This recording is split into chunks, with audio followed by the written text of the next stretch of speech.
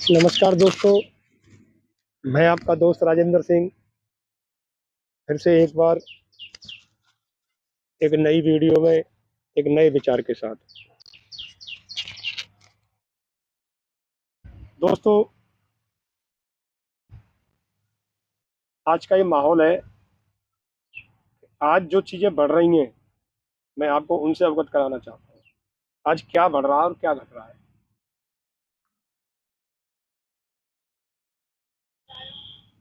श्री रामचरितमानस में सुंदरकांड में एक चौपाई है।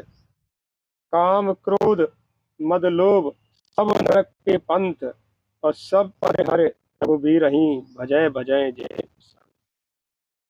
इस चौपाई का श्री विभीषण ने, रावण के छोटे भाई ने, श्री राम का जो दुश्मन था रावण, दुश्मन राम जी रावण के दुश्मन नहीं थे। राम जी उसके काम क्रोध लोभ मद उसके दुश्मन थे। श्री राम जी, श्री राम ने एक शरीर को नहीं मारा, इन चारों चीजों और मनुष्य के को मारा। और इन चारों चीजों को मारने के लिए व्यक्ति के अंदर क्या होना चाहिए, आप जानते हैं? काम क्रोध मोह और लोभ। ये चीजें जिस व्यक्ति के अंदर नहीं होंगी, और पांचवा पंच तत्व का नहीं बना होगा। भगवान कभी शरीर धारण नहीं करते। भगवान ने चार चीजें छोड़ने को कहा है। मनुष्य को चार चीजें छोड़नी चाहिए: काम क्रोध लोभ मोह मद। ये चीजें छोड़नी चाहिए। अब इनको छोड़ने से क्या मिलेगा दोस्तों? जैसे पहला शब्द आया काम। क्या छोड़ना चाहिए? क्या चीज ऐसी है जो नरक नरक का रास्ता जिनसे हम लोग पकड़ते हैं? पहली चीज काम।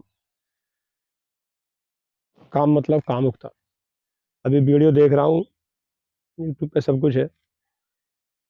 एक आदमी छत पे से कूद रहा है और रोड पे पटक खाता है, कपड़े भी पूरे नहीं है उस पर। ऐसी क्या कामुकता, ऐसी क्या कामुकता जो हमको रोड पे ला दे, वो भी नंगा। आदमी काय से डरता है नंगा होने से? अरे भाई, तो ऐसा काम क्यों कर रहे हो? तुम्हें बीच बाजार में नंगा होना पड़े?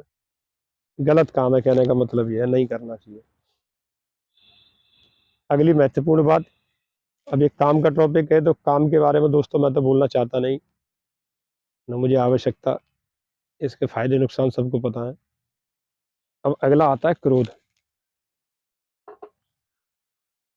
दोस्तों, क्रोध एक ऐसी चीज है जो मनुष्य को, एक तो हो गया बाहर से जलता है अग्नि से, और एक जो अग्नि है ना हमारे शरीर के अंदर किसी न किसी रूप में, तो क्रोध के रूप में है। एक अग्नि हमको अंदर से भी जलाती है। एक अंदर शब्द होता है शांति, वो हमको शीतलता देता है। हमेशा देखा होगा जब बोले अरे शांति, बोले हाँ जी शांति। तो शांति शब्द है ना, जो व्यक्ति क्रोधित होगा वो शांत नहीं रह सकता, और जो शांत होगा वो क्रोधी नहीं हो सकता। पॉसिबल है? आप शांत भी और क्रोधित भी हो ही नहीं सकता। तो जिस व्यक्ति के अंदर क्रोध है ही नहीं, वही हमेशा शांत रह सकता है। सबसे खतरनाक क्या है? क्रोध। क्रोध पे कैसे काबू पाया जाए? तो दोस्तों, इस बारे में कहानी सुनाता हूँ। वीडियो ज़्यादा लंबी नहीं करूँगा, टॉपिक है, भले एक वीडियो अगले कभी बनाएंगे। आज काम क्रोध पे ही बोल लेंगे, अगला वीडियो बहुत जल्दी फिर अगला बनाएंगे, उस बारे में बात कर लेंगे। तो दोस्तों, एक गांव में एक पुरुष था, बहुत अच्छा व्यक्ति था।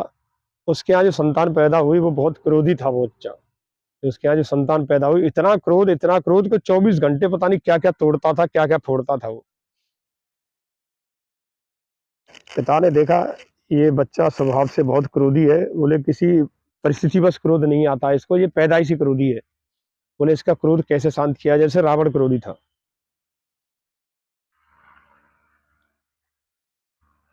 तो उसने एक बहुत अच्छा रास्ता, बोले बेटा सुन, तुझे क्रोध आता है, मैं उसे करने से नहीं रोकूंगा, लेकिन तू एक काम करना। उसके पिता ने उसे कीलों का थैला दे दिया और जा करके बोले ये पकड़ थैला, जब भी तुझे गुस्सा आवे, सामने वो दीवार है ना, उस दीवार में कील ठोक देना। जब भी गुस्सा आवे, जितनी बार भी आवे। वही हुआ, उस बच्चे ने वही किया।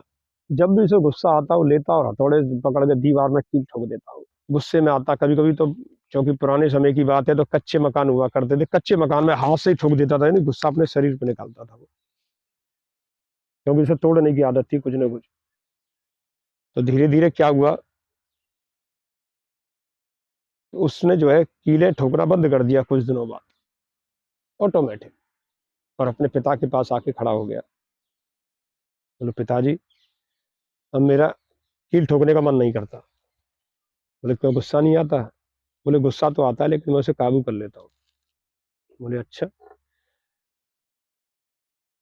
ठीक है। बोले अच्छी बात है अगर कुछ परिवर्तित है, लेकिन मैं ऐसे नहीं मानूंगा। बोले एक चीज तुम करो।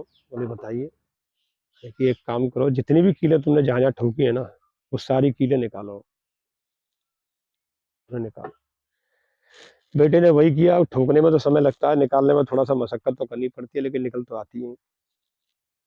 उसने वो कीलें निकाली। निकालने के बाद फिर अपने पिता के पास आ गया। पिता से फिर बोला पिताजी, जितनी भी कीलें मैंने ठोकी थी, 300 400 100 150 200 जो भी उसने ठोक पाया वो, तो पिताजी ये भी मैंने निकाल ली। बोले अच्छा। बोले अब गुस्सा और क्या? बोले कुछ नहीं, बहुत आराम से। मैंने कहा, ठीक है। तो बोले एक काम करते हैं, चलते हैं उस दीवार पर। तूने किस दीवार पर ठोकी मुझे बता। जाके गया उस दीवार के पास, ले जाके देखा तो बड़ी दीवार थी। उसमें जो है उसने 400 500 कीलें उसने ठोक रखी थी। थोड़ी सी उसमें जगह रह गई, उससे पहले उसको बोध हो गया। मैंने कहा बोले ये कीलें तुमने ठोकी हैं, तुमने निकाली हैं। अब बोले दीवार पे देखो कैसे घाव है। बोले हाँ।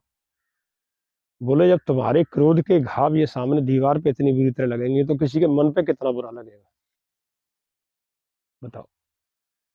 तुम जो गुस्सा करते हो किसी व्यक्ति पे करते हो, किसी वस्तु पे करते हो, तो उस समय जो आसपास माहौल है उस पर क्या प्रभाव पड़ता है। उस बच्चे को बात समझ में आई, और हो सकता है आप लोगों की समझ में आई होगी। तो दोस्तों, जब भी हम कोशिश करें तो क्रोध को रोकने का प्रयास करना चाहिए इसको अपने अंदर। कभी कभी क्या होता है कि हमारा क्रोध करना भी जायज होता है, लेकिन बाद में भी फिर हम उसके बारे में विचार करते हैं कि बोले मुझे ये बात मैं आराम से भी कह सकता था, क्रोधित नहीं होना चाहिए था। लेकिन क्या करें, क्रोध सबको आता है। श्री कृष्ण भी क्रोधित हुए एक जगह पे, ऐसी कोई दिक्कत नहीं, गुस्सा आ ही जाता है। लेकिन उस क्रोध पे काबू पा लेना सबसे बड़ी चीज है। अनियंत्रित चीज सारी खराब है। हर चीज आपके नियंत्रणाधीन होनी चाहिए। लोभ, लोभ आप देख ही रहे दोस्तों। पैसा,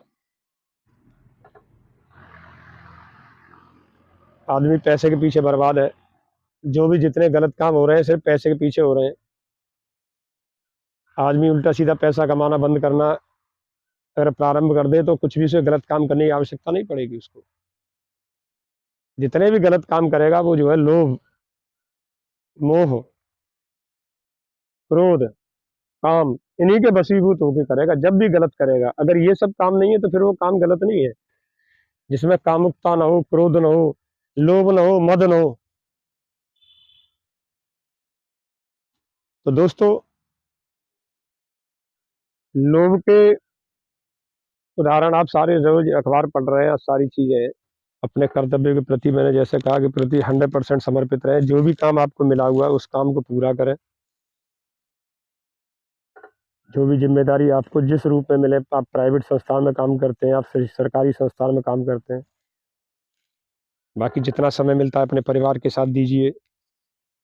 अपना व्यक्तिगत कुछ शौक है आप उसे, बहुत से लोग जैसे छुट्टी रहती है तो थोड़ा सा अपना शरीर के बारे में थोड़ा फिटनेस विटनेस थोड़ा बोले चलो, और देर तक वर्कआउट करेंगे। खाने पीने का वैसा कुछ सिस्टम बना के रखते हैं, आज कुछ अलग खाएंगे, कुछ स्पेशल बनाने की इच्छा है, तो उसके लिए अलग से समय चाहिए।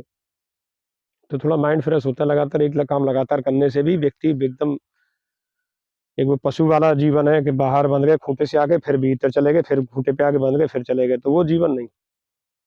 हम जानवर नहीं है, मनुष्य हैं। और अपने भगवान के लिए समय देना चाहिए, अपने विचारों को समय, अच्छी अच्छी किताबें पढ़नी चाहिए। हो सकता है आप ऑफिस में न पढ़ पाए, रात को कौन पढ़ेगा, जो आदमी जो 8 घंटे 10 घंटे काम करेगा।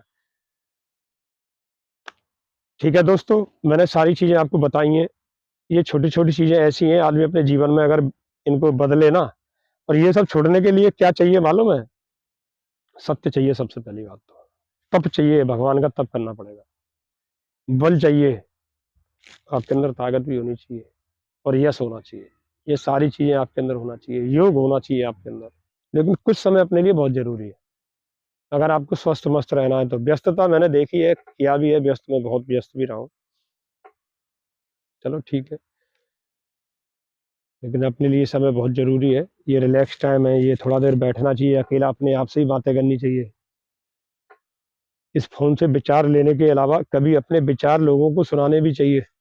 बोले भाई मेरे ये विचार हैं दुनिया के प्रति, मेरे कर्म के प्रति, और क्या-क्या विचारों से मिलता है और क्या-क्या विचारों से जाता है, ये भोलेनाथ जी बगल में ये सब जानते हैं। ठीक है दोस्तों, वीडियो ज़्यादा लंबा मैं करूँगा नहीं, फिर मिलूँगा आपसे एक दिन एक नए विचार के साथ। जो आज बातें हुई हैं उसको ध्यान रखिएगा। काम, क्रोध, लोभ, मद, क्षोभ कम कीजिए। कीलें गाड़िए, फिर निकालिए, फिर देखिए दीवार को, उसके जो घाव है ना, अगर ऐसे ही क्रोध से मैंने बताया है, आप सोचिए, आपसे कोई क्रोध बोलता है तो आपको कैसा लगता है? क्रोध सहन भी मत कीजिए, व्यर्थ कीजिए मत। जो क्रोधी है उसे सुधारने का प्रयास कीजिए, नहीं तो क्रोधी व्यक्ति कभी भी किसी का भी, समझे, अपहित कर सकता है। चलिए ठीक है, मिलते हैं एक नई वीडियो के साथ, नए विचार के साथ, जल्दी मिलते हैं। नमस्कार, जय श्री राम, जय हिंद, जय भारत। मैं आपका दोस्त Rajendra Singh. Like, subscribe please.